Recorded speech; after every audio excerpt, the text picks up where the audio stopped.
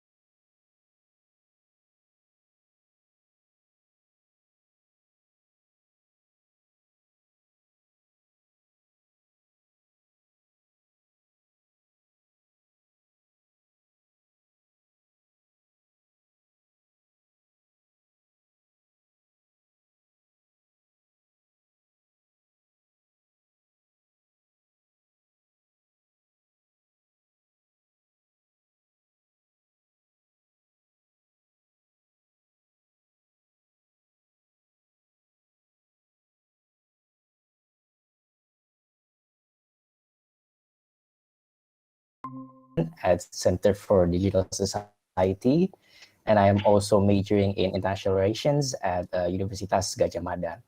While Nick starts his introduction, let me present our presentation. Alright. Selamat siang semuanya. Nama saya Nick. Saya tinggal di Melbourne, Australia, dan belajar kajian internasional di Universitas RMIT. Saya sedang magang di CfDS. Awesome, Nick. Terima That's kasih. awesome. All right. So this is our presentation. Let me just present. Right. So today we will be presenting about digital culture and COVID-19 in Indonesia and Australia. Obviously, it's going to be presented by us. So the way that we'll be doing this presentation is that since we have two different countries and two different perspectives, we'll divide those individual sections. So I'll first explain what COVID-19 is like in Indonesia, and Nick will do his part regarding Australia. So first.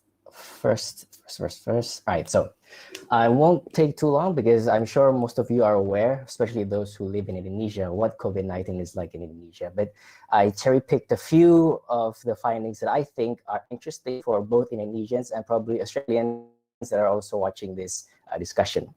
So first of all, here we have two graphs.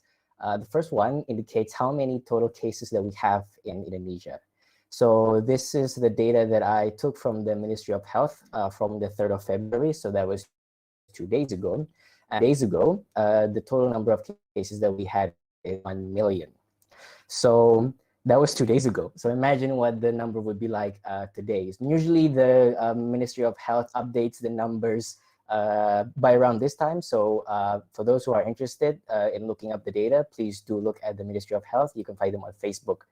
So the total cases is 1.1 million. So that's a lot to take in. But although we have 900,000 those who have healed from COVID-19, but at the same time, we have 30,000 deaths. I want you to remember the number 30,000. I think it's going to be a bit relevant when we're talking about Australia. So the first recorded cases of COVID-19 was in the 2nd of 2020.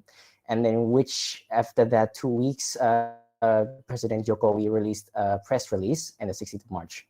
So in hindsight, when we're going to talk about COVID-19 in Indonesia, basically the Indonesian government severely downplayed the situation because evidently up until now, which is almost a year, if you can believe that, it's been a year, we have had zero lockdowns. Zero lockdowns as in zero state mandated lockdowns. As in national lockdown, we had nothing of the sorts. So only measure of prevention of quote unquote curve to slow the curve down is basically we had large scale social restrictions, or in Indonesia we would call them PSBB, in only a handful of area. And the handful of area being so far the only one that has been fully mandated by the local government would be the area of Jakarta. But right now, Indonesia is currently having a lockdown with the island of Jawa and Bali. But even though we have that lockdown, I honestly feel that as the Indonesian, it feels nothing. It feels like it's no different than any other day because there has been no strict restrictions from the government. And even the regulations about the social restrictions are pretty unclear for some people. Now, in the next part, I wrote down corruption. So funny thing is in Indonesia, the Ministry of Social Welfare basically was going to give out a stimulus package. Well, not really stimulus in a sense where they give out funds, but they were planning to give out, what would you call it? They were going to give out basic necessities. You know, in Indonesia, our main staple for food is rice, and usually comes with a lot of other things, so on and so forth. Apparently, the distribution for those sort of things were corrupted by our Ministry of Social Welfare, if I'm not wrong. Stunning news that was that was reported a couple of days ago. Sorry, the idea of doing this corruption was already plotted since February. So the idea of corrupting the help that were going to be given to the Indonesian people was already plotted before we've even had a first recorded case. So imagine that. Imagine that you have a government that basically downplayed the coronavirus in the early beginnings to the point that Indonesia was rather boastful about not having any cases. Because at the time, our first recorded cases was in March. The rest of the world had already cases. So Singapore had cases, Australia even had cases before that. A lot of ASEAN countries already had cases, but Indonesia had 0 cases at a time around January and February. So Indonesia was rather, prideful in the fact we were all like, I guess Indonesia is just built different. I guess other countries might have the coronavirus, but Indonesia doesn't. And which is honestly surprising because the Ministry of Health himself said that, probably Indonesians have a better immune system because we eat a lot of street food, We eat nasi kucing every single day, as he says, with the implication that street food is dirty. Therefore, because we eat it so often, we build a resistance toward COVID-19, which is honestly amazing that someone could even say like that. But anyway, so on and so forth. Next thing you know, it's been a year. So what has happened during this year? Well, basically, I don't know, everyone's been at home now ever since 16th of March. And the sad thing is that, much like in Indonesia, we've had basically not a lot of mass testing. Most people only test themselves if they feel like they've had it, but there is no mandated, you should regularly get checked for the sake of getting checked. People were like, I think I have a slight fever, maybe I should go check. Even so, only those can afford those testings can be testing. So couldn't, well, basically they didn't. So that's why I can safely say that the data that we sometimes get about the number of cases, whether it's the total cases or the active cases, could be, lower than it actually is, because there's also a delay in the data that we get from the local governments into the ministry. And not to mention that how the vaccination process in Indonesia on the vaccine. So if you got the vaccine from China, the Sinovac vaccine, but even so, the distribution of the vaccine is rather slow because people either don't want to get vaccinated or couldn't re-register for the vaccination, or simply because the distribution of the vaccination itself was bad. So in hindsight, to summarize what Indonesia's COVID-19 response basically is, hard to say, things are getting worse.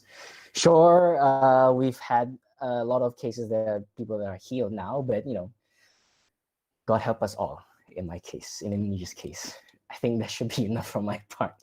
So I'll hand it over to you, Nick. Yeah.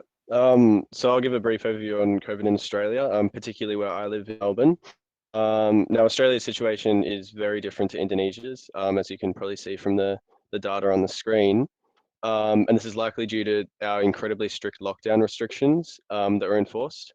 Also, a common sentiment from the Australian health experts were the economy can bounce back, but the dead cannot, which is pretty much to Indonesia's economy-based approach. Yet it's important to remember that Australia and Indonesia are 2 very different countries with different methods of government and different development goals.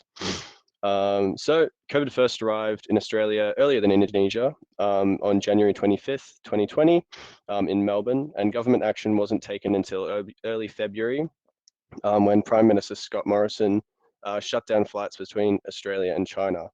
As the cases grew to 700 in mid-March, government restrictions also rose. So Australia state national borders and declared a state of lockdown on March 29.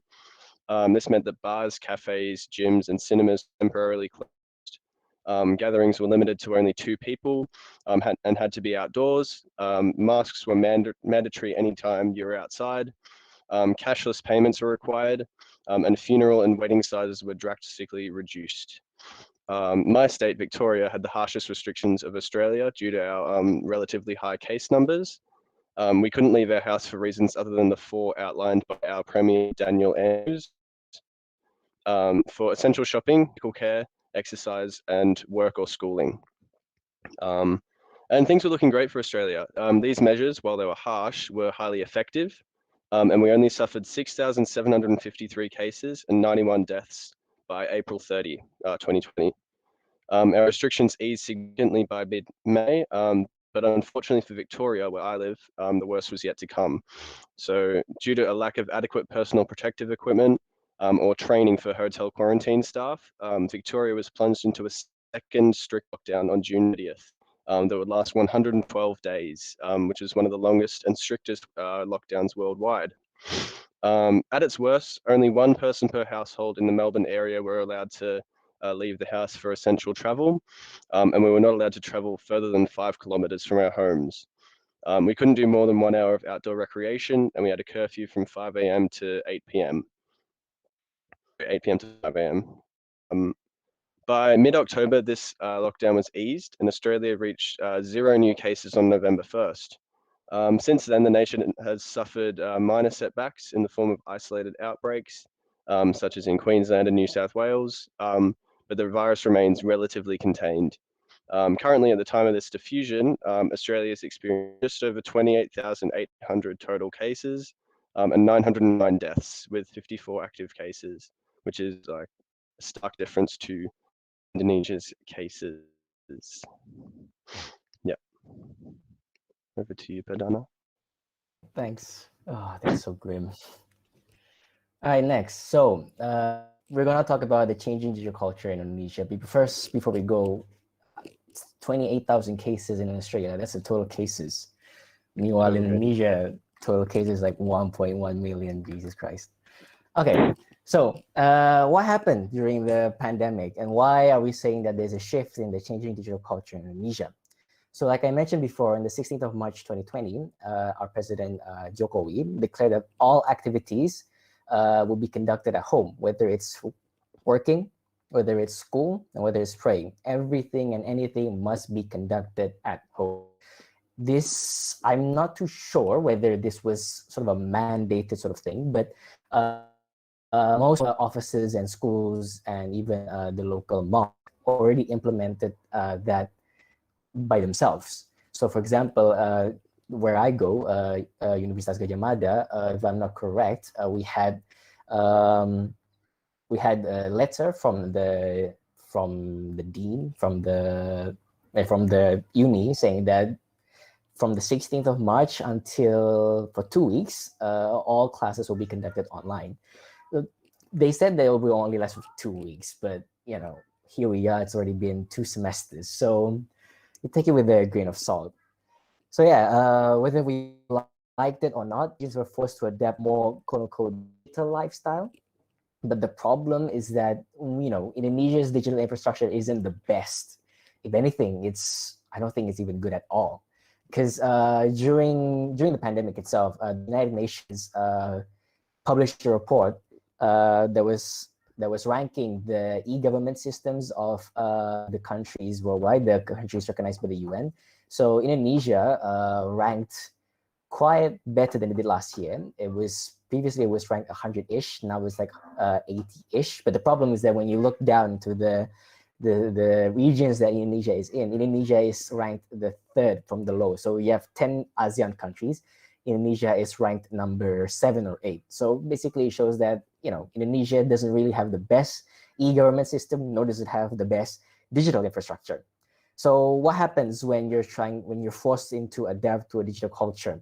Well, on the plus side, when we were forced to this sort of changing of culture, the number of home internet users, meaning people who subscribes to internet at home, because there's also internet that's on your phone, which is the data. So a number of home internet users increased, but at the same time, the quality wasn't the best too. Either they say it's because the influx of users that made this slow, but then again, we all know that the servers are already slow as is. So really, that sort of justification didn't sit well with most of us. But on the plus side, at least a lot of people were adopting home internet, meaning that people realized that, okay, we're gonna be here for a while, might as well, you know, put internet in our houses, which they did. Not only that, but online shoppers increased significantly. Reports coming from Tokopedia, Lazada, and all the e-commerce in Indonesia, also e-commerce such as Gojek and Grab, reported that they had an influx of nearly 400% downloads and also users in Indonesia itself, meaning that people are more aware that there is an alternative to what they've had previously, where they had to go to the store and buy things physically.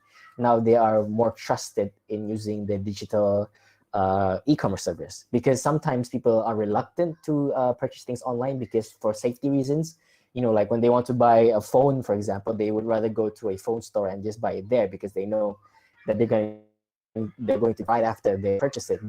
When you're doing online, fear that they might get scammed or the item may be damaged in shipping and stuff like that. But the fact that we had a 400% increase means that people are more trusted because out of a necessity, not because they simply trusted the system, but they were like, there's nothing to be done. So we basically were forced to work from home, but that doesn't mean that we were working from home too. So in Indonesia, as explained here by the Jakarta Post, self-isolation is a luxury that not everyone can afford. Not everyone has a job that can enable them to self-isolate themselves at home and conduct their work at home. In most cases, people don't even have jobs to begin with in Indonesia. In Indonesia, sometimes people work as we call kerja serabutan, meaning that people work from day to day and they depend on daily payments. So which means that if they don't eat in a sense. So for those who had a stable job and a stable income and could survive off of getting their paychecks at the end of the month, self-isolation is definitely an option for them. But for those who couldn't, they had to, whether they wanted or not, they still had to site. They had to interact with other people and still continue their jobs as if nothing happened. But that doesn't mean that people who have the privilege of working at home also worked at home too. So apparently during the pandemic, a lot of people, when they're stuck at home, they were probably not prepared to do that to begin with. So they probably didn't have the facilities that could accommodate them to work at home. Whether it is not enough space at home, not enough internet connection, not reliable speed connection, and also people having a hard time trying to differentiate where I work at home and where I rest, which is I think it's a problem that most people suffer from worldwide. There's sort of differentiating between this is where I work and this is where I rest is sort of blurred. So the work-life balance in Indonesia during the pandemic was tilted. In order to combat this, most people, sadly enough, they opted to work outside. So just because they couldn't work from the office doesn't mean that they had to only work at home. There were many other alternatives such as cafes, co-working space, hotels even, and in this case, even Bali. So Bali closed itself up during the early stages of the pandemic, but as of 31st of July, it was open for domestic tourists and also foreign tourists with special permits and so on and so forth. So basically meaning that Indonesia was basically open at the time, and social mobility, as much as it was trying to be enforced during the early stages of the pandemic, sort of eased up along the way. When you don't see the government doing anything at all, you sort of feel like, you might as well do whatever you want to do, because I don't know how to put this simple enough, but basically, this sort of feeling, I guess, is more relatable to my Indonesian friends. But, when you see the government not doing anything, you might go like, it's just whatever we feel like we want to do, which is honestly a bad thing that we shouldn't do. But, that's just how things are. So yeah, these are a few examples of how bad things are here. Work from Bali, opening up to foreign digital nomads with working holiday regulations. There was also a case recently in Indonesian Twitter where someone faked or did something with their visas. So they overextended their stay and they didn't pay taxes even though they were working in Indonesia. So this also hotel group that's actively promoting working from hotel. I don't know whether working from hotel is a good thing or not. It feels iffy to me, but then again, you're still isolated. But that goes to show how much working from home is a luxury. It's a class thing. It's not something that anyone and everyone can do, which is also the reason why there's a number of cases. But at the same time, the government didn't do much to advocate the restrictions. So, it's hard to do something when there's no other alternatives. So the option is either to die starving or to die from COVID-19. Then most people would probably choose to die from COVID-19, sadly enough. So yeah, I guess that's all from my part. Back to you, Nick. Australia, as expected, is in a different situation to Indonesia. We couldn't. We were forced to stay home. The threat of getting fined. I think it was like $8,000 if you found outside breaking restrictions, which is too much to worry about. So people just stayed at home, and the strict lockdowns forced us into social isolation, strict regulation, and digitization.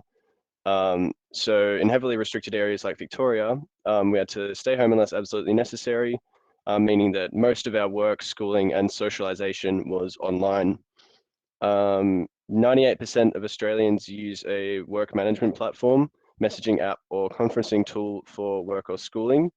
And this has increased substantially since the pandemic, with 60 Australians saying that they rely more on these collaboration tools such as Microsoft Teams, Slack, Google Meet, whatever, since the remote work was enforced. And Australians had to turn to online video and messaging tools to maintain relationships with their friends and family. Many people like myself would schedule frequent catch-ups with their loved ones via video calls, sometimes even more frequently than they would normally would pre-COVID, and often celebrate important events digitally, like birthdays and that sort of thing. And this was really, really important to relieve some of the stresses and anxiety in lockdowns, make life seem a little bit more normal, because we were just unable to see each other, and it felt very, very isolating. However, like in Indonesia, a digital divide between Australians has been exposed by COVID-19. And this involves people on low incomes, Indigenous Australians, and people over 65 who have less digital access and competency than other Australians. So these are people who may use cash as payments, may use public libraries for tests. They might not own a phone, or they might not own a laptop at home. In fact, over half of Australians lack a dedicated desk, a reliable internet connection, or a PC or laptop, which makes it really difficult to transition into distance work or education.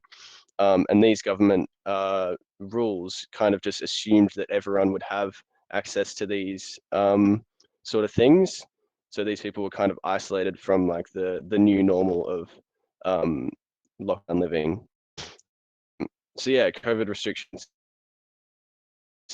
prevented them from accessing work or schooling at public libraries because they were shut down due to COVID safety. It made it more difficult for people to purchase goods because cashless payments were enforced. So they needed to get used to using cashless payments. And this can prevent them from life-saving coronavirus information online. There's also been a notable increase in depression, anxiety, and stress across the nation since the pandemic. This includes parents of young families who have had to juggle homeschooling their children alongside their own remote work. And like Perdana mentioned, it blurs the line between work and relaxation, because they're pretty much, they're dealing with their children and their own work, and it's all in one spot. There's no like dedicated relaxation area. Additionally, susceptibility to domestic violence and child abuse has risen due to the stresses of lockdowns, ability for victims to escape dangerous situations and move away from them. However, people in distress are turning to online services or helplines to speak to professionals and gain advice. Beyond Blue, a mental health organization, has reported a 30% increase in calls to their helpline. So online searches for domestic violence has increased by 75%. And also the Men's Referral Service, which is a male counseling service for potential perpetrators to avoid committing acts of domestic violence, rose by 94%. The Australian government has also digitized a lot of their services for the pandemic. Relatively early into the COVID era, the government released the COVID Safe app, which was used to track where people were going in outside of their homes, and notified them if they came in contact with someone who was COVID positive. Also, our telehealth services were significantly pushed into the agenda of our healthcare during the pandemic in order to reduce the number of people in hospitals and make sure that they stay home and can just call them. So now, a lot of healthcare consultations are done over the phone via telehealth, continues to grow. Yep. Over to you, Perdana. Thanks. So the last bit, what can we expect to happen in 2021? So ideally, because we've already had a year of this pandemic, then hopefully there's something positive besides COVID-19, but something positive in the outlooks of what could happen during this pandemic. But just looking at this, at this graph, you could basically see how Indonesia waves is basically going up, up, up, up, and up. Meanwhile, Australia has had 2 waves, which is, it shows that even done with its first wave. Because for a wave to finish, it has to go down, right? But Indonesia has no signs of going down whatsoever. It's only going increasing and increasing and increasing, especially because of a lot of factors such as Indonesia. We have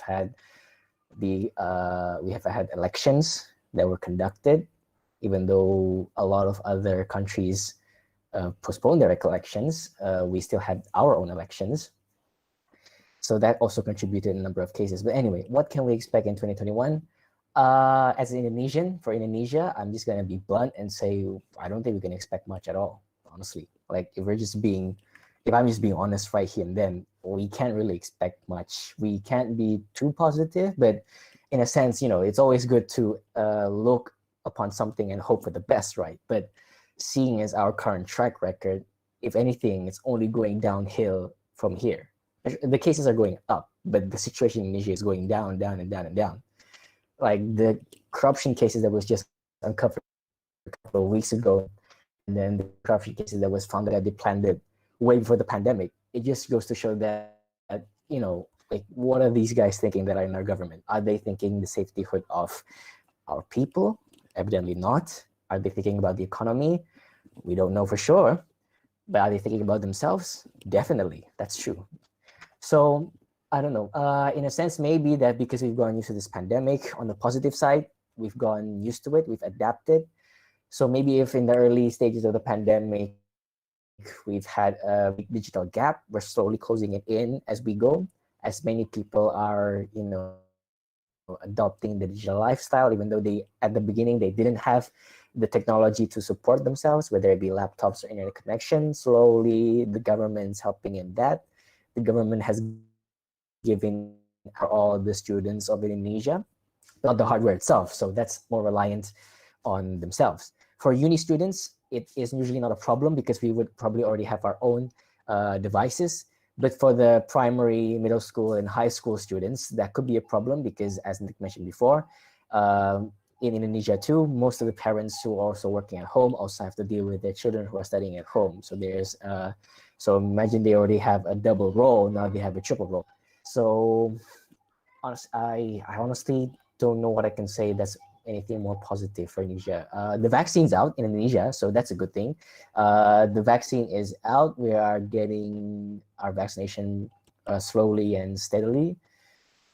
Emphasize on the slowly because it's getting out. The first wave of the vaccination is usually for a selected hand of people, so it's usually for the government officials and apparently some influencers, some celebrities are getting the vaccination first, and also the healthcare workers. So once that wave is done, it will then begin to go to those who are vulnerable to COVID-19 from the vulnerable age range, and then slowly and surely it will be given out to everyone in Indonesia. But I saw a tweet a couple of days ago. I don't know how accurate the tweet is, but the guy basically wrote about that if Indonesia is doing the vaccination rate at this amount of rate without any increase in the rate of vaccination, then it will most likely Indonesia will be done with the vaccination in 2024.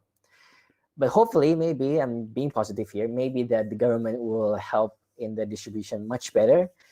The main concern that people have with the vaccination is not about the vaccine themselves. It's about the corruption the potential corruption that could happen with the vaccination. Because in Indonesia, they have a saying, like, if there's a chance for it to be corrupted, then, might go ahead, that sort of thing. It's a bad saying, but it's true, evidently. If they could corrupt the social help, the help for the COVID-19 for the people for lower income, if they can corrupt that, then what makes them not be able to corrupt the vaccination process? So honestly, for my Indonesian friends, let's keep our minds positive, but make sure our tests are coming out negatives. But at the same time, don't expect too much, because if you expect too much, you're gonna be disappointed. But let's just, to live is already as hard as it is, but the fact that we're all here right now, it means that, that a miracle could happen. So let's hope for the best. That's all for me. You, Nick? Yeah. Well, the situation is a little bit brighter in Indonesia's because we are, as Perdana said, we're on the downside of a spike. And we'll continue to get spikes and lulls as like new cases and hotspots pop up. Like right now, there's a few cases in Perth and one just popped up in Melbourne as well. So this is going to happen. We're going to go into phases of restrictions and then going back down and restrictions, and that'll happen until the vaccine is like fully rolled out.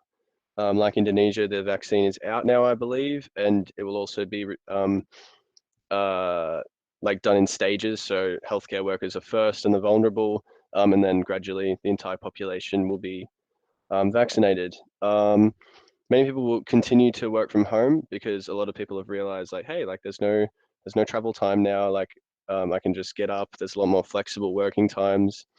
So for those that can and like work there, telehealth will rise in popularity because it was already on the government agenda to implement it a lot more vigorously, but then obviously COVID like really pushed that. And we'll get more and more used to this new normal that COVID has forced us into. Yet those who are disadvantaged will continue to be isolated digitally from this new normal unless proper support is given to them. Because right now, I don't think there's like huge a huge push to like help those people who are disadvantaged digitally. But yeah, that's all. Terima kasih sekali. Thank you, Nick. Okay, so I guess that's all from us. Hope you guys enjoyed our presentation. If there's any question, don't forget to chat in the chat box, and I'll give our time back to moderator. Thank you. Okay, thank you, Karim. Thank you, Nick. What a presentation here, guys. So if I have to summarize it a little bit, I have written down some notes. Okay. There are some similarities, especially when it comes to the transitioning from the conventional, the old normal life into the digitalized, the new normal life in Indonesia and Australia.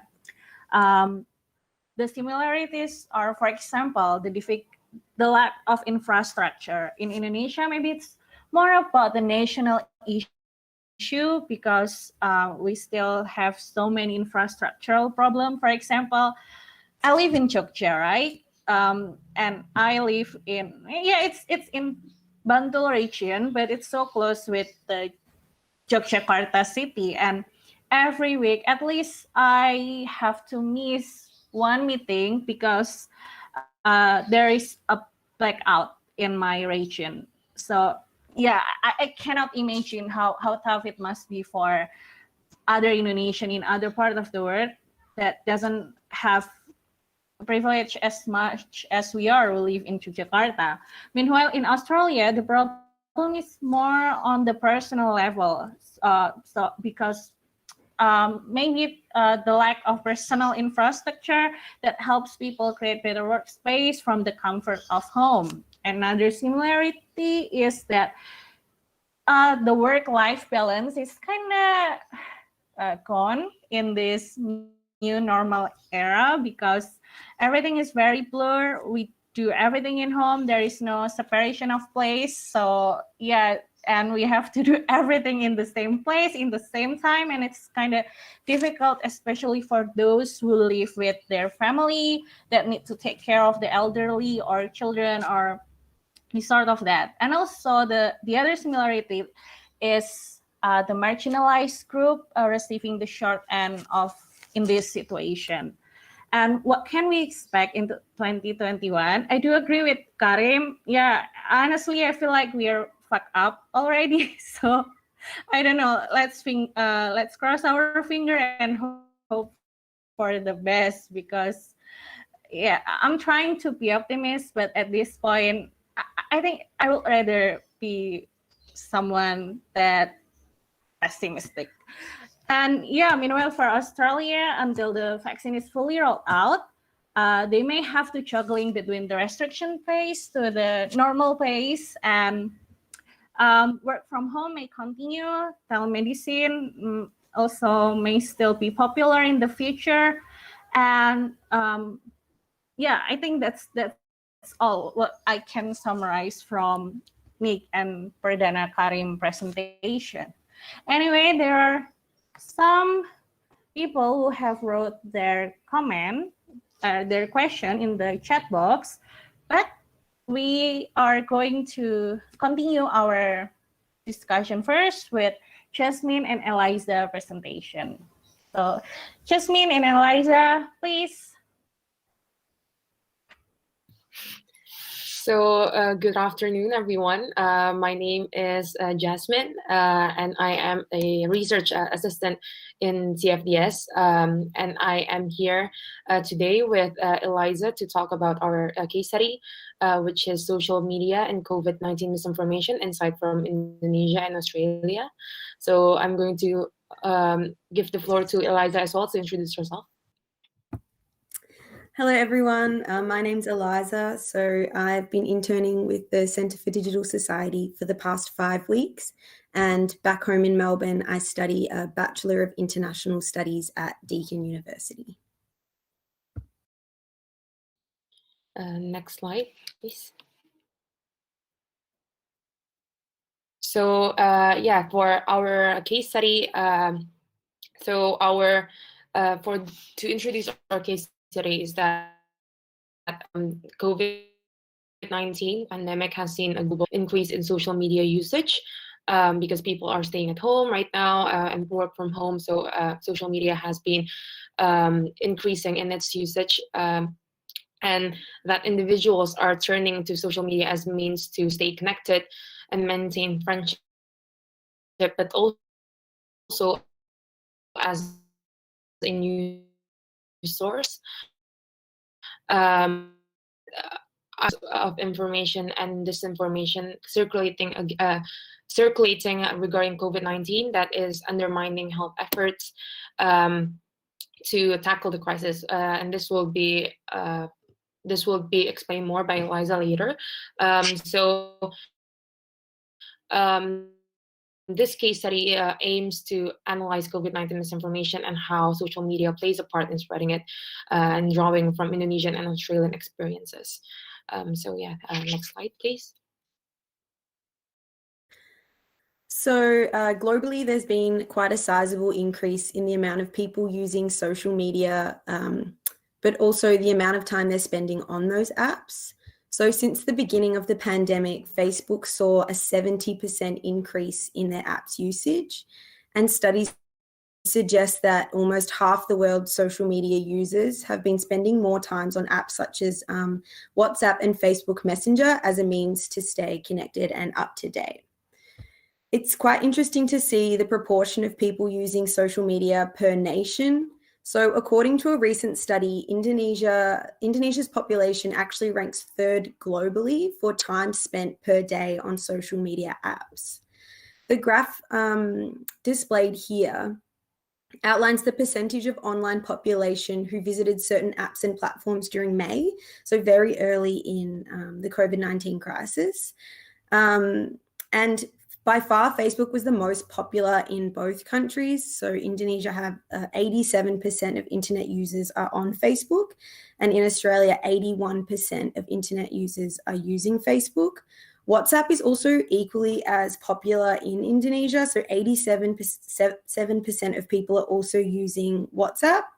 That number's a little bit lower in Australia, but in Australia, we tend to use Facebook Messenger a lot more. So definitely still chatting apps are being used a lot. I guess these statistics are important just to highlight the sheer reach of information that these apps have and how many people are engaging with social media and the information that's shared on social media. Next slide, please. So yeah, in recent years, especially, journalism has been marked with the rise of fake news that has threatened the quality of the field. And so UNESCO mentioned that this is also exacerbated by the orchestrated campaigns to spread false information, namely these three, which are disinformation, misinformation, and malinformation. That are also quite common and rampant during the COVID-19 crisis. So these are the definitions of those three. So disinformation itself, it's information that is false and deliberately created to harm a person, social groups, organization, or country. The second one is misinformation, which is information that is false but not created with the intention of causing harm. And the last one is malinformation, which is information that is based on reality, caused to inflict harm on a person, social group, organization, or country. So to learn more about COVID-19 misinformation, I guess we need to talk about the definitions of it first. People usually have this misconception that fake news is only usually misinformation, but there are three types of fake news itself. The most common ones are, of course, misinformation. However, disinformation has also been happening and been experienced in Indonesia as well, which shows that it's not only misinformation that is creating harm, but also disinformation itself. So next slide, please. So in this slide, I would talk about kind of a bit of comparison between COVID-19 misinformation in Indonesia and in Australia. So for the types of hoax and for the types of fake news, in Indonesia, it is mostly misinformation. And then there are also some that are disinformation as well, as mentioned and debunked by the Indonesian COVID task force hoaxbuster that we will get on, that we will explain later on. For Australia, it is mostly misinformation. So for the topics itself, they are quite similar. For Indonesia, it is related about vaccine, about COVID-19 prevention and COVID-19 cure. So surrounding the vaccine, it is on the misinformation such as, the vaccine is not halal. So that is, it worries the majority of Indonesian, which are Muslim. So yeah, there are that. And also for prevention, it is mostly on kind of the improved concoctions and also medicines that are believed to be able to prevent and also cure COVID-19. This also happened in Australia about vaccine, and then also about prevention and cure, but also about COVID-19 origin, which some has believed that it is orchestrated by China, and it is produced in a bioengineered way in Wuhan. So it is quite similar in terms of the topics that are being spreaded in terms of misinformation in Indonesia and in Australia. For which social media that does it spread from? From Indonesia, it is mostly WhatsApp, especially through WhatsApp groups where chain messages has been a very prime way for fake news to be spreaded around.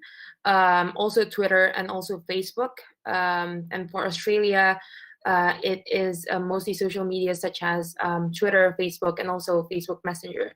Because as mentioned previously by Eliza, in Australia, it is only about 30% of the population who use WhatsApp. So people mostly use Facebook Messenger for their messenger app.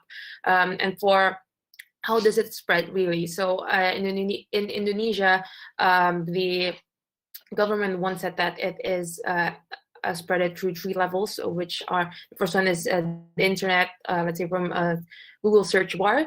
The second one is from social media, such as Twitter and Facebook. And the last one, he actually especially highlighted WhatsApp group through chain messages, especially there are, since it is unregulated, it spreads more wildly and more, and it's unchecked by people because it's just being forwarded to other groups, etc. And for Australia, it is mostly through social media, as it is used, especially in the COVID COVID-19 pandemic as news sources by the people themselves. So next slide, please. So these are some of the COVID-19 misinformation that were experienced in Indonesia. So one of them is that power balance bracelet, which were in trend in the early 2010s, can cure coronavirus. And then it has been debunked by the hoaxbuster. So the premise of the hoaxbuster itself, it is provided by the COVID-19 task force by the government, and then there is a specialized section in their website that talks about and debunked the fake news that has been viral in social media recently. So that is one of them. And then these, the two below, which has been debunked as well. The first one is that the mixture of coconut water, lime, and salt can cure COVID-19. And also that if you mix hot water and salt and you gargle it in your mouth, you can also cure COVID-19, which has been debunked as well in the website itself.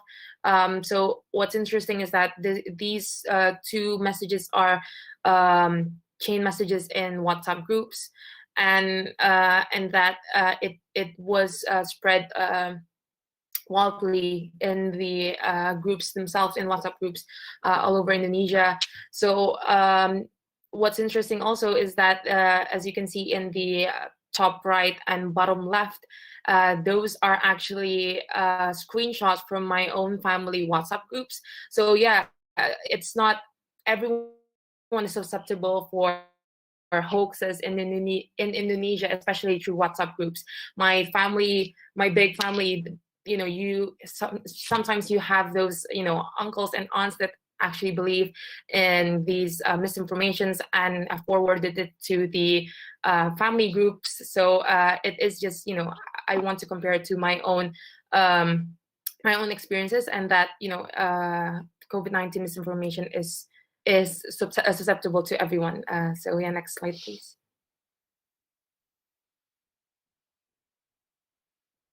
So these are some of the COVID-19 misinformation in Australia.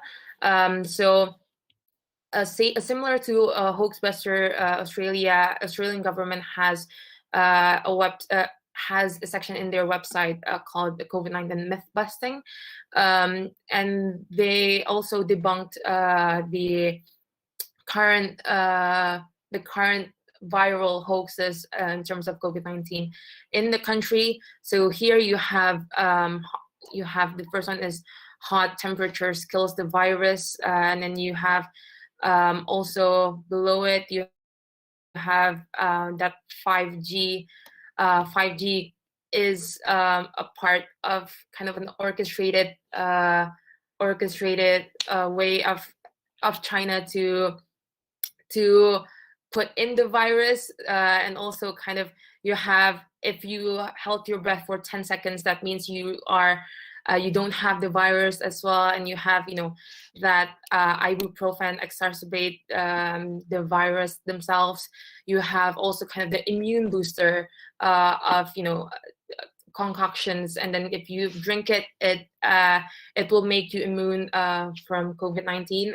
All of them, which have been debunked by the Australian government as well. And as you can see, in Australia, it is mostly through Facebook that people have the misinformations themselves and share it to other Facebook users, but also social media such as Twitter and also the internet has been they have misinformation as well. And as you can see, I don't know if you can see, but the Twitter post on the 5G unproven claim, they have 2,700 likes and 5,500 likes, which says a lot, because you might think that not a lot of people would probably believe in hoaxes, but it shows that sometimes because of social media and its algorithm that we will talk about in the next slide, it is much more easier for people to believe in these hoaxes, especially hoaxes are usually they are more compelling and they are more attractive to people. That's why people believe in them more. It's just saying that all people are very they can probably believe in social media hoaxes if they don't have enough digital literacy, if we can say it. So next slide, please.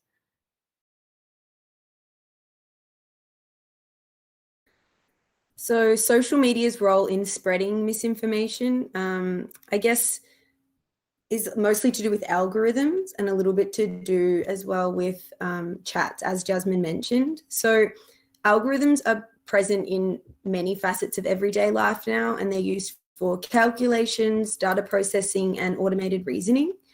Algorithms are a key component to artificial intelligence. They allow for problem solving, prediction, and decision making.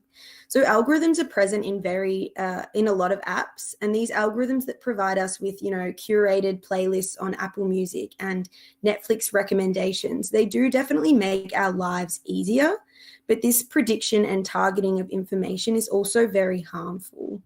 So social media usually employs algorithms that sort posts and information based on personalized relevance to the user or popularity of the post itself, which can contribute to the spread of misinformation, because these posts are propelled based on engagement and how many likes they get, as opposed to whether or not the post is actually factual. So more and more people began using social media to stay up to date with the evolving coronavirus pandemic, and almost 50% of the population globally are using social media as a primary news source. And this is definitely something that's common in Australia. This has implications due to the large amount of misinformation on social media. In June last year, so again, quite early in the pandemic, Indonesian task forces identified over 100,000 pieces of fake news relating to COVID-19. And it's also been proven that there are an abundance of fake or robot or bot accounts designed specifically to spread disinformation. So Twitter has something like 47% they found of the accounts spreading information about COVID-19 bot accounts, and it's disinformation. So they're intentionally spreading false information. While algorithms obviously play a big role in propelling misinformation, they're not the only way information is spread. So people increasingly share posts based on popularity and their association with who posted it, as opposed to the accuracy. So for example, reposting something from a celebrity or from a friend or family member because you trust these people. So this type of information spreading is really common among chat groups such as WhatsApp and Facebook Messenger, as Jasmine said.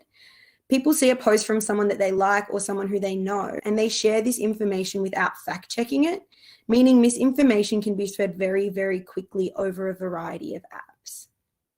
Next slide, please. Thank you. So the World Health Organization have coined the term infodemic to refer to the overabundance of information about COVID-19. So this is really to do with having a pandemic in a digital era. So this is the first time a pandemic of this scale has occurred in such a digital time, and people are being overwhelmed with information online and offline. So a lot of research suggests that misinformation and disinformation spread 6 times faster than factual information. And this is because false information is commonly emotive or new or might be quite shocking. And therefore, it's more likely to be engaged with, more likely to be reposted, and more likely that people will physically share it with their friends and post it in WhatsApp groups. Social media's algorithmic objectives and agendas therefore play a major role in spreading misinformation, and this is said to be undermining society's ability to act appropriately to global challenges such as the COVID-19 pandemic. And the Indonesian government have commented that the overabundance of misinformation is also like quite a hindrance to their efforts in getting real facts out. Next slide, please. So efforts to tackle the misinformation, as Jasmine mentioned earlier, like fake news has been something that's been quite prevalent for a while. So some countries have some legislation regarding this. At the moment, Australia doesn't have legislation regarding it really.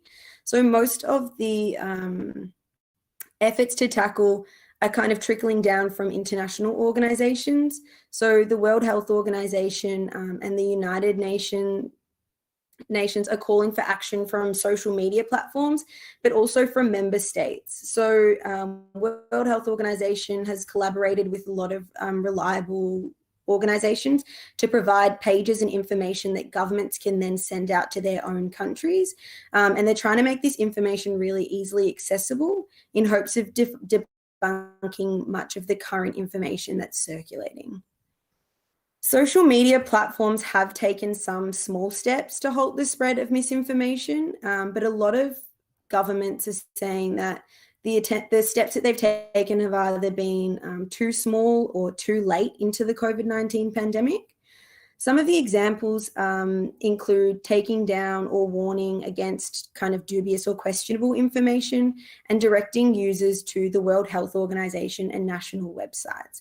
So this is something Facebook have done, and they've attached links to the World Health Organization website in Explore pages now as well. But again, it's something that's quite hidden and you would need to seek out to find. Pop-ups have started on certain apps or like Twitter, Facebook, and Instagram. So pop-ups saying this information might be untrue, or this information has been fact-checked and some is untrue, which again is quite a small step because this information may have already been spread to other people through chat groups or in other ways, and they're not being informed that it's now been found false.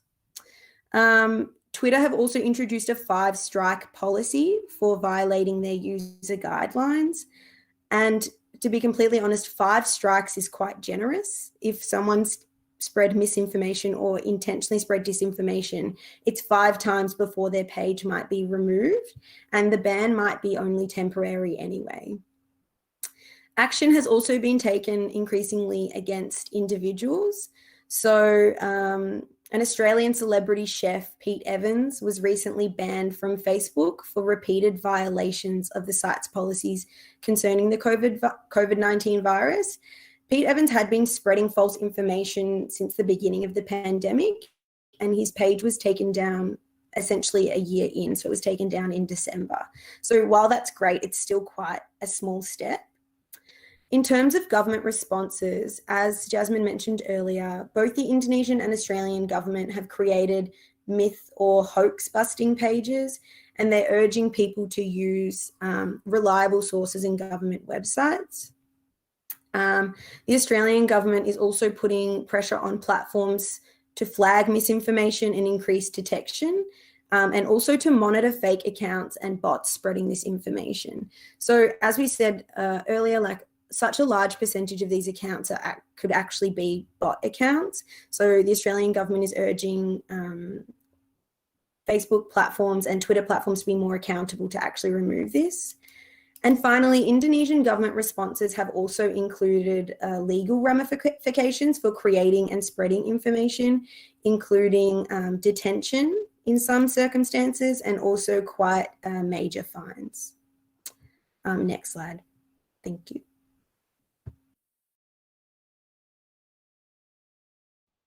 So for the future trajectory, and also to conclude this presentation, so I just want to talk about what it's like in Indonesia and in Australia right now.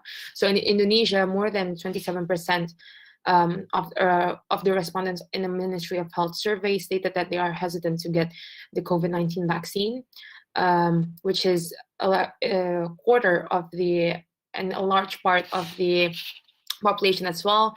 And as of 2nd February 2021, there are 1,402 cases of COVID-19 related hoaxes, with 97 cases regarding COVID-19 vaccine hoaxes. So we can see probably with the vaccine rollout soon, we can see it will probably, the trajectory is probably going to be increasing in terms of COVID-19 vaccine hoaxes. And then for Australia, many Australians have been pushing for the Australian government to pass new laws to tackle COVID-19 misinformation ahead of its vaccine rollout, which Eliza mentioned to me. It's going to be probably in March.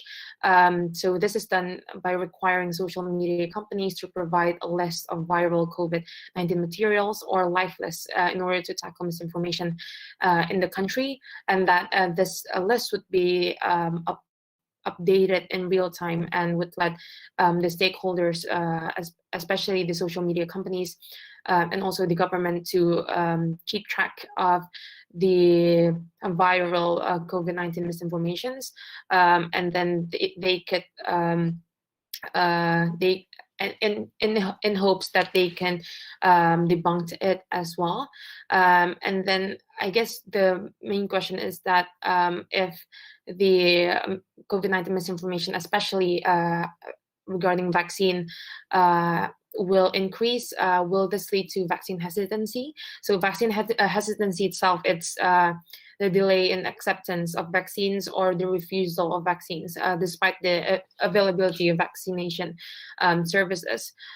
So this is what we can probably reflect, and what we can probably see in terms of just in the next few months, in terms of how the country, each countries will be able to face COVID-19 misinformation in terms of vaccines, because with the delays and refusals of vaccinations, especially in COVID right now in this dire times, would prevent the country to fully tackle the virus, and also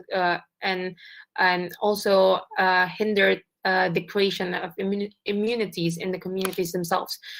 So I guess to kind of sum up, so it is up to how stakeholders such as the government, the citizens, and also the social media companies, especially for to how they face COVID-19 information and misinformation and other fake news, for the countries to be fully able to tackle tackle misinformation, and also subsequently the COVID-19 themselves. So I guess that's all for me and Eliza's presentation. And if you have any questions, let us know in the chat box, and we will happily answer them. Thank you.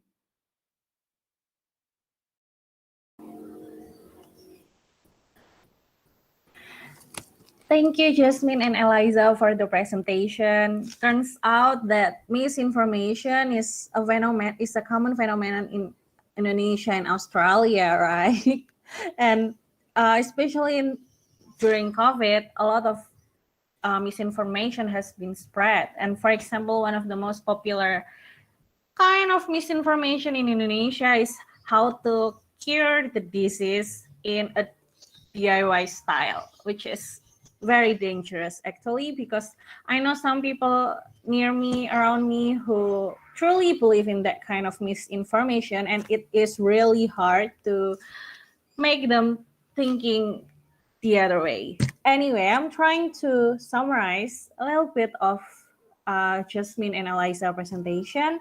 And one, social media algorithms focus on increasing and maintaining engagement. So that's why it's so easy to spread misinformation, because people usually using social media as the main source of news, and they trust the information that has been posted by the friends or celebrity that they follow. And however, fortunately, platform, global institution, and government in both countries has been trying to tackle the issues. So let's hope that in the future we don't have to deal with misinformation anymore. So because it's already 4:42, I think we should continue with discussion session, right? But once again, thank you so much, Karim, Nick, Jasmine, and Eliza for your presentation. It was such an excellent job. And now, please be prepared for some question that has been asked through the chat box. Okay. Wait, let me open it. So, the first question is from Putri. I think she's a student in Unrio, and her question was directed for our first presenter, which are Karim and Nick. The question is, in both countries, there are increase in online retails and shops, which have consequences on how many carbon footprints and packaging waste. What have both government done, or is there any initiative on tackling this environmental issue? And before you guys answering this question, I will also add another question from Dian Palupi from Sriwijaya University. Her question was, how do young people in Australia promote and distribute information about COVID? Are there tips and tricks to help us? Oh, I'm sorry. The second question is for Jasmine and Eliza. I'll repeat it again. It's question from Dian Palupi, and her question is, how do young people in Australia promote and distribute information about COVID? Are there tips and tricks to help us, the younger generations, to participate in the spread of awareness? Okay, I think that's our first two questions. Please, who's going to respond to this question? Okay, Karim. Okay, so they were asking, because of basically we're now doing online shopping, there's a lot of carbon footprints, we're sending out packages a lot here and there. Is there any sort of environmental actions that is being done by our government, whether it's the Indonesian government or maybe the Australian government? For the Indonesian side, I can safely and reassuringly say that no, there is no actions and there will never be any actions. Because first of all, if we're talking about environmental actions, we're seeing that Indonesia is going backwards, in fact. And Indonesia is now, sure, maybe the people, maybe our generation, maybe ourselves are more aware about the social impacts and so on and so forth. But then again, everything depends on the policymakers above us. So when the policymakers don't give a shit, when they don't give 2 cents, then of course there's nothing's going to happen, nothing impactful is going to happen.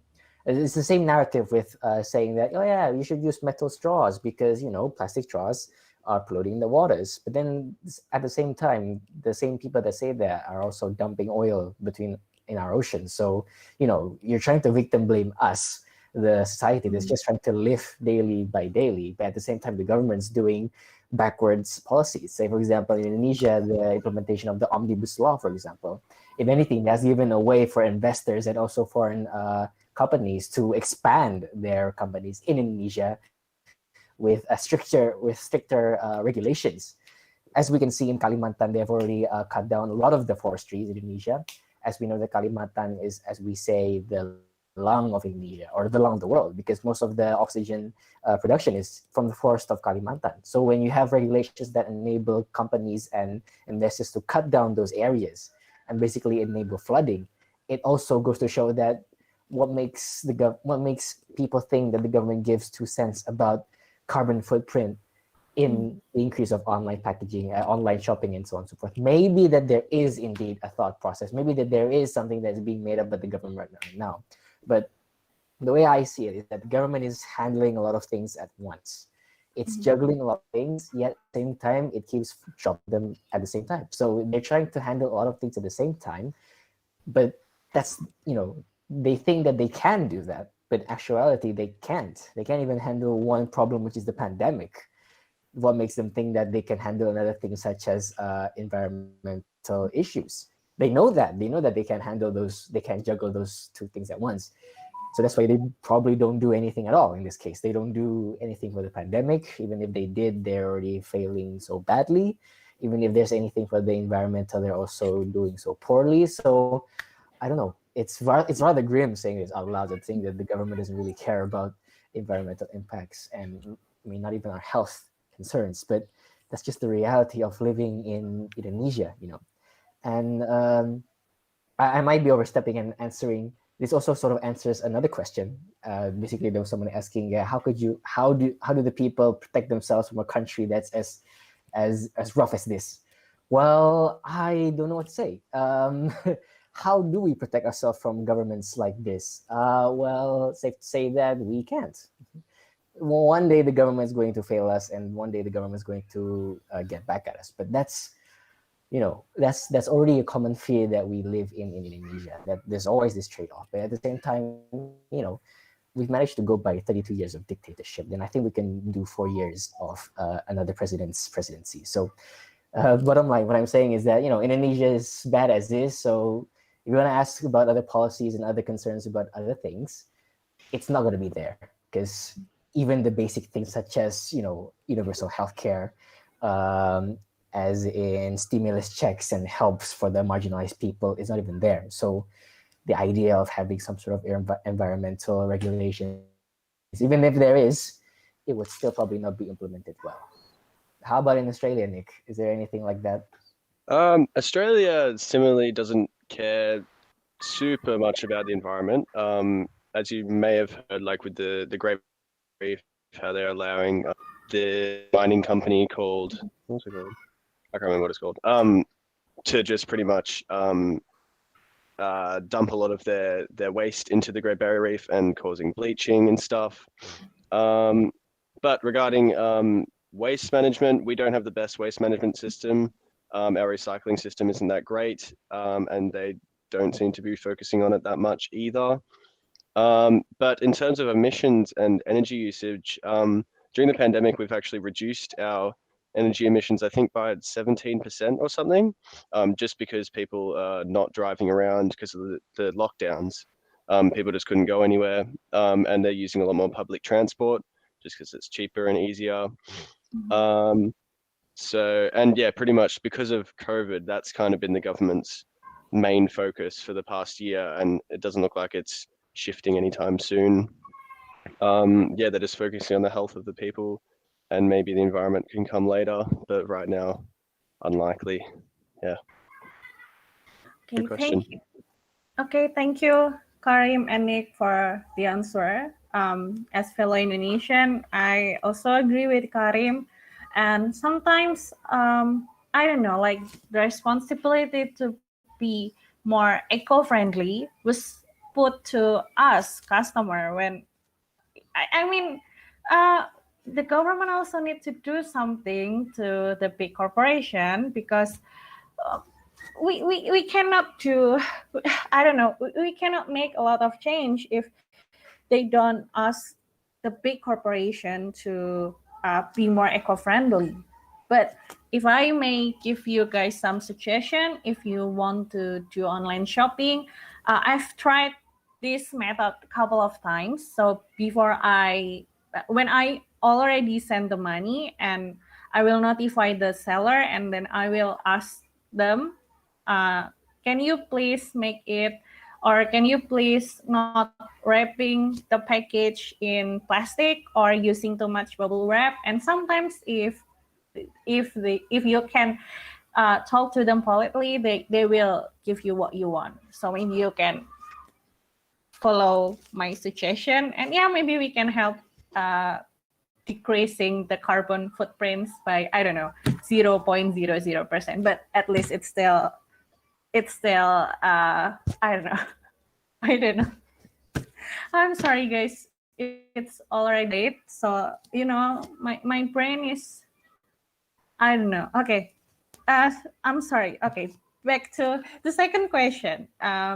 Please, Jasmine and Eliza.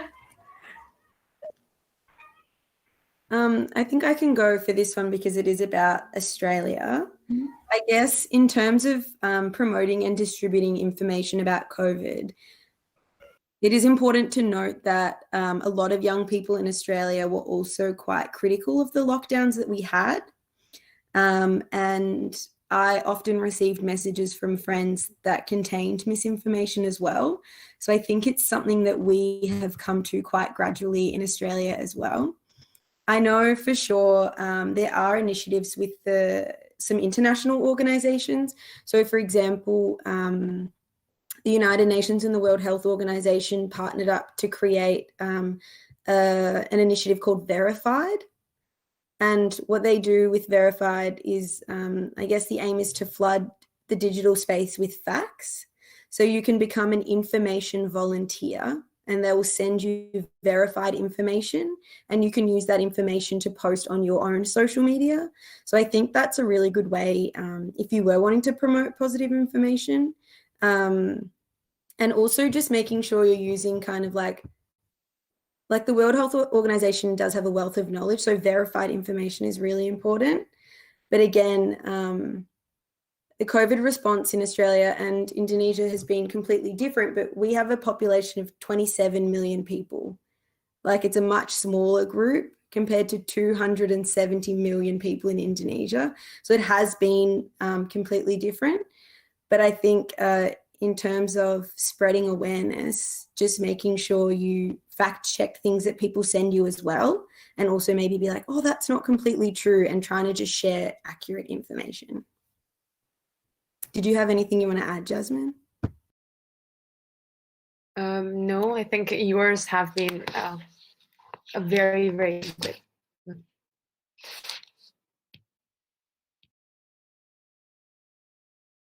Okay, thank you so much, Eliza, for your answer.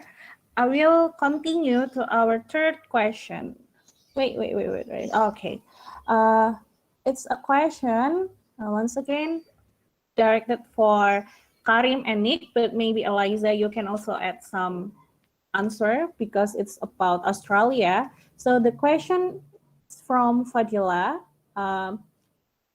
Is there any regulation in Australia that impose criminal penalties on prisons or criminal fines regarding public health protocols, or the Australian government implementing preventive measures against its people? Thank you.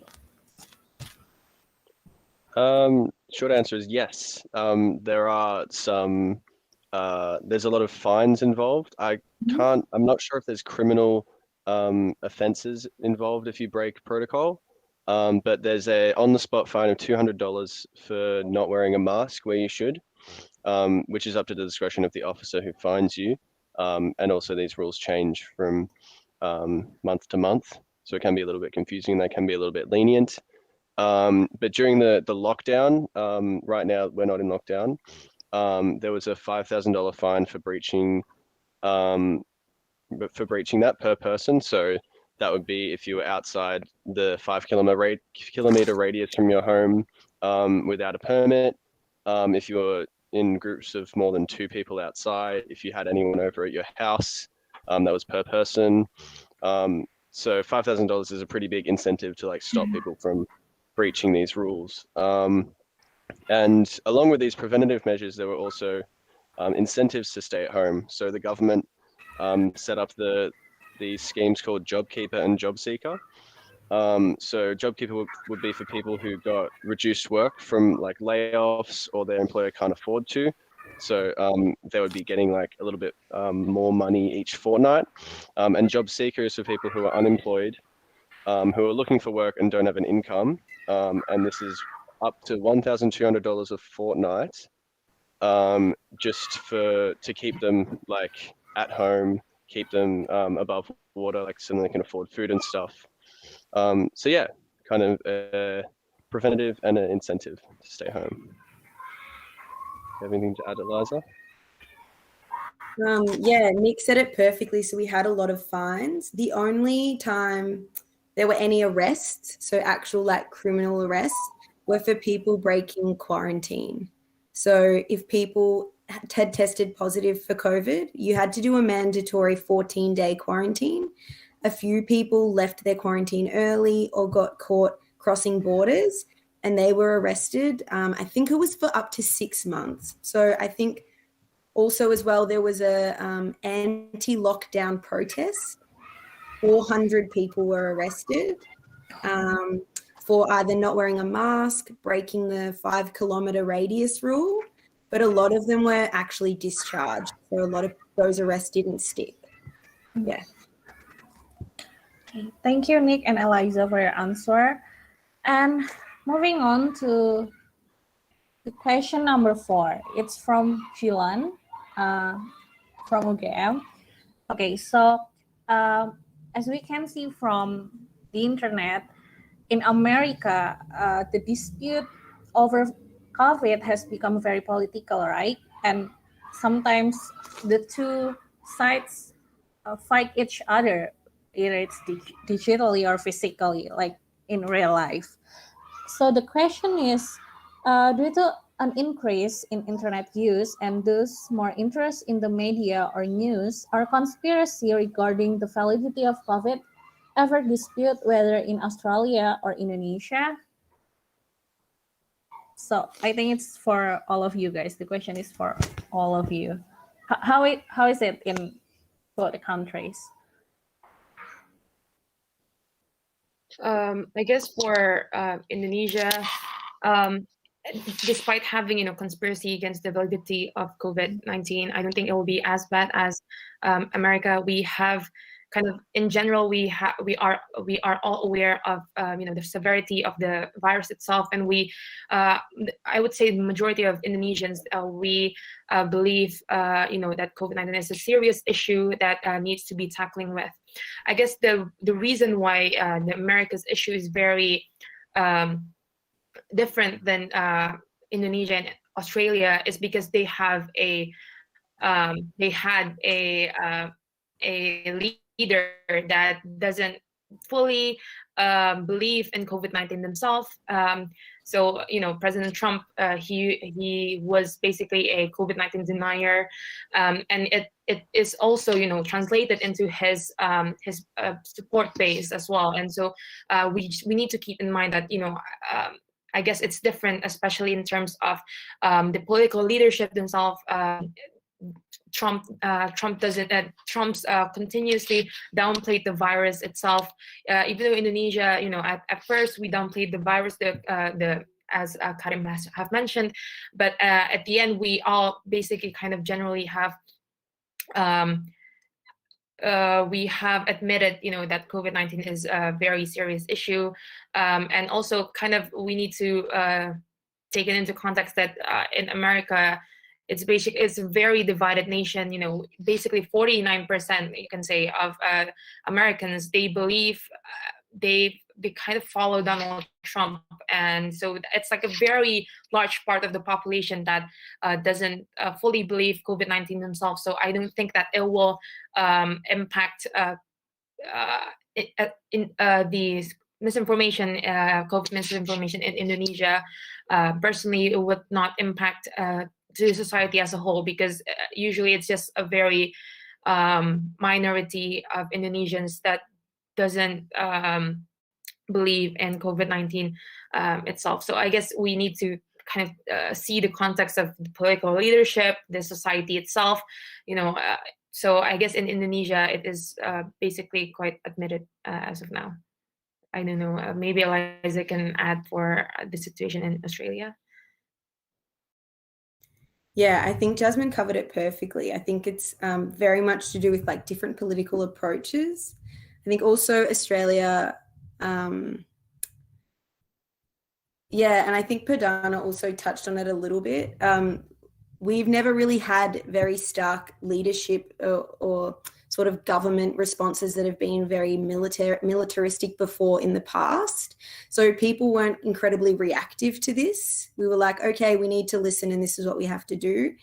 But I think like all countries, we had protests in Victoria, but like most countries in Europe, most places have, for countries that have had very, very like strict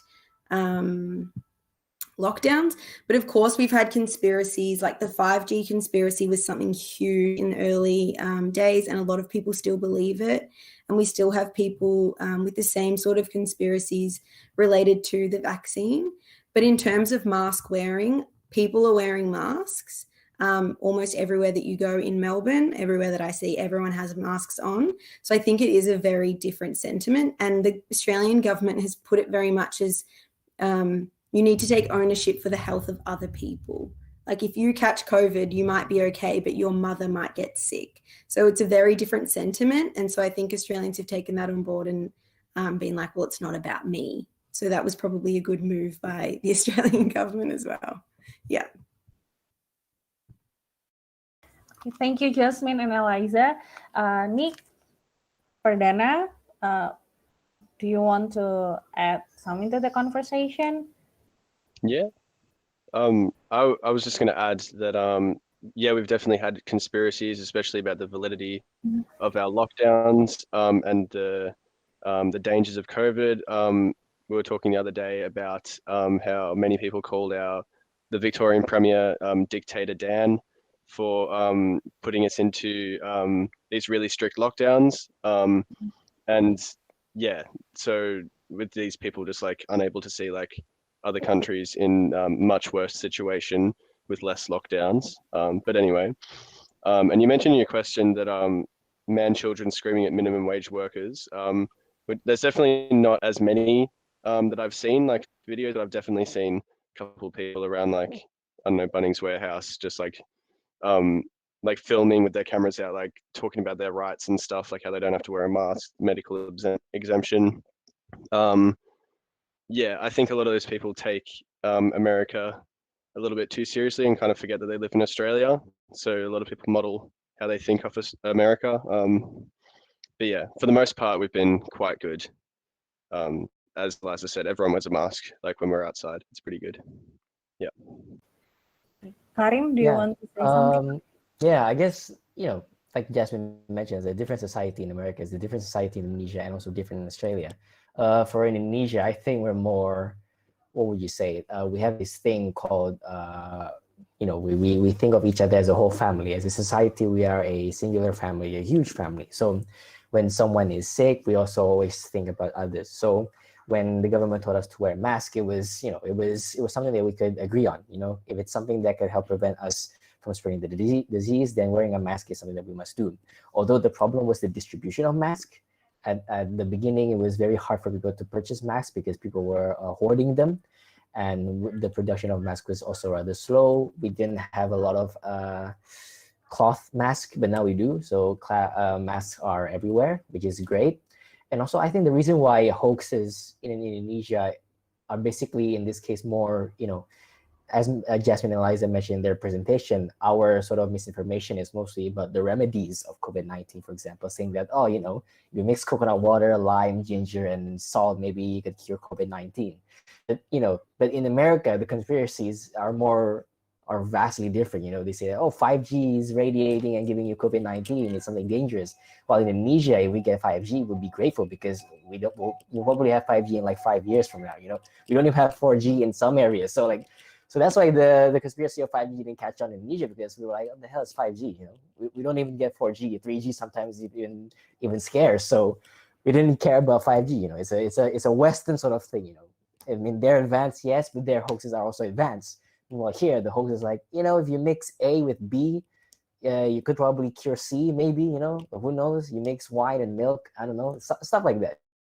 So that's why it's a sort of different thing from America and Indonesia. And thank God we don't have, cases where people are screaming at other people for not wearing masks. Although it does make me feel, it makes me feel like I want to scream at them for not wearing a mask. But it's a sort of thing that's rather different. It's we're encouraging people to wear a mask. Right? In probably in America, it's like they're probably encouraging, it's my right. It's in the something amendment that I shouldn't wear a mask or something. That sort of thing. So yeah. Okay, thank you guys for your answer. Okay, now for the last question. It's quite long. It's from Aldo. The question is, I've recently read a blog post from the British Medical Journal that stated adherence towards COVID regulation has been misrepresented as a mere case of pandemic fatigue and psychological effect. in the sense of people leaving their home and not staying at home. Instead, the post focus on the lack of welfare services and the data that actually shows that people actually adhere to restriction. Moreover, it was found that people went out and did not wear masks was due to ideological dispute towards the government. This caused a missed target of public information. In light of this situation, it was posited a more specific and direct method of socialization. So I think it's the starting point of this question is similar to our previous question. And the question, there are two questions. The first one, does the speaker have any opinion on the methods that would be more effective?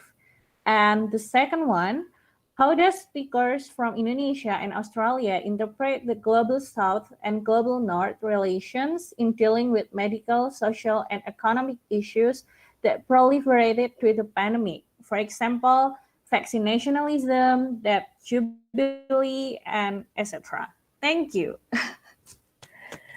Who's going to answer this question? Okay. Yeah, I can do that.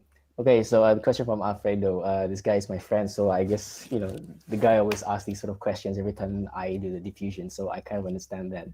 Okay, so first of all, supportive friends, yeah. supportive friends, of course, that's great. Obviously, it's great if I could understand the question, but I'll try to answer. So yeah, that's the whole thing that we've been trying to say in this presentation, is that maybe inherently people are willing to be, you know, are willing to oblige and obey to the social restriction norms and rules. But the problem is that they're left with no options left. So when the options for most people is either to die of COVID-19 or to die of starvation, they would rather choose to die of COVID-19, meaning that they would rather go out and work and focus to make sure that the next day they can still live, you know. So if your question is asking, you know, do we have any opinion on any methods that would be more effective, then for Indonesia's case, looking at Australia's case is rather quite simple, you know. Make sure that the government has a plan, you know, has a clear plan that people knows, has a clear plan that people could look at and see what they're not getting out of the plan that they should be getting. So for example, in Australia, they had job seeker and job helper, something, correct me if I'm wrong again, but basically, you know, they get stimulus packages for people who are looking for jobs or who are out of jobs. That sort of thing could probably baffle the mind of Indonesians, because of course there are some stimulus packages for workers, but those are for formal workers. So in Indonesia, like I've mentioned before, workers aren't like what you typically imagine in Australia. If you imagine someone who has a formal job with a signed contract, then that is only like less than probably 50% of the workers in Indonesia. Most of workers in Indonesia are uneducated or have low education and are also quote unquote freelancers. Yeah, that's the word, freelancer. I keep forgetting the word. So basically they're working based off job to job. So if the government wants, so yeah, what Alfredo mentioned, you know, it's not a matter of you know, their fatigue and psychological fact that they don't adhere towards the regulations, and also the fact that the, you know, not wearing the mask is also a sign of political dispute between the ideologies of the government. I think in that sort of case in Indonesia, when we contextualize it in Indonesia, it's for the matter of mask, I think it goes beyond the political differences, regardless of the political differences that we have towards the government, because I think that most of the younger generations obviously have a totally different stance against the government. It's a whole different stance. Probably the older generations might agree on some points with the government, but I think the younger generation is like, you know, fuck it. So that's why, but regardless of that situation, we still wear our mask. So, you know, that sort of thing is not applicable to Indonesia, because regardless, we'd still wear a mask, because it's the easiest way that we can at least do to prevent the spread of COVID-19. But to the further extent that if, for example, the government wants us to stay at home, wants us to stop social interaction, wants us to always be at home, then of course the government has to enforce a lockdown. But that's not going to happen because one, it's already too late, it's already been a year. And two, by having a lockdown means that the government would most likely encourage the use of military and police forces, which is something that the Indonesians have a sentiment against. So I think during the early stages of the pandemic, there was a discourse about what the government should do. Should the government put the military and the police work to ensure that people stay at home? Which, of course, the younger generation were against that because, well, like I mentioned before, we need 2 years of experience regarding this. During the President Suharto era, we basically had a military presence in every small villages in Indonesia, meaning that they have power in those areas. Now, the problem with implementing this sort of policies, if, for example, it is even to be considered, is the possibilities that, to what extent does this go and when will this go? How long does since the government is the one that decides when, quote unquote, the pandemic ends, because the government is the one that declared when the pandemic started. Who's to say that the government will ever say that the pandemic ended? Who's to say that they won't, say like, oh, even though there's no cases, just to be safe, we would like you all to stay at home, but we will also still install small military bases in everyone's villages. That sort of thing is the problem that most Indonesians probably are afraid of. We don't want another 32 years of something like that happening again. But it's always this dilemma. So what's the trade-off? So do we have to live in fear of what the government can do so that we can live tomorrow, or do we adhere to whatever the government does in the possibilities that the COVID-19 regulation and COVID-19 numbers will plummet? It's always this sort of which one weighs the most, which one is heavier than the other. But I guess that's from my part, but I think I've been talking too much. Any inputs from anyone else? I think you covered it really well. I guess just a little bit to address the third question, in terms of like specifically a debt jubilee. I think there's a definite possibility, and like a lot of left-wing leaders and economists are calling that there should be a debt jubilee. And I guess if you compare to like post-World War II, when a lot of debts were cleared, there were good results. And I mean, it's not the same as a pandemic, of course, but it's like definitely an example of debts being cleared. Whereas post-World War I, there was no debt jubilee and then just constantly more collapse. So personally, I think that it would be a great way to evolve, particularly with debts from like the IMF, things like that, because that is necessarily the role. And I guess without a debt jubilee, it is going to be really difficult for sort of developing nations or nations whose economies were on the cusp of booming to recover from something like this. I guess in Australia specifically, we did have a lot of sort of debt wiping, I guess you could call it. People were not forced to pay their mortgages during lockdown. People could apply for rent relief and rent assistance.